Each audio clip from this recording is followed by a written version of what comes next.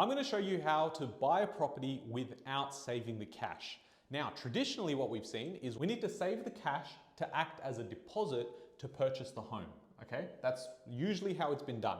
Now, there is another option, which if you have another property, whether it's an investment property or a principal place of residence, you can go into the bank or to a broker, and I suggest a broker, you could look at how much equity is in this property. If the equity is there enough to substitute a deposit, you could use that to go and purchase another investment property. Now, there is a third way, and the third way is that you would go into the family house and you would have your parents potentially guarantor, and it's called a guarantor loan. So they could guarantee that they would use some of the equity from their property to act as a deposit for your property, okay? So now you've purchased a property, it's against the guarantor loan that is your parents' place or the principal place of residence. And the part that most people get wrong is they think that now these two are attached forever.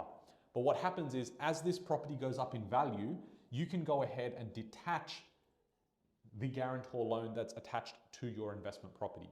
So this allows you to get into the market as soon as possible, and this really applies to anyone in their early 20s where you may have the family home and it has a stack of equity available to you, but you don't want to go and use that equity straight out and then your parents having to give you that money. You could look at an option like this, but again, you've got to talk to an accountant and see what the differences look like, and of course, you've got to speak to a mortgage broker as well. This is just the idea. To be able to execute is a whole different thing. But this would be the fastest way to get in, especially if you've got a full-time job. If you like this content, definitely smash that follow button.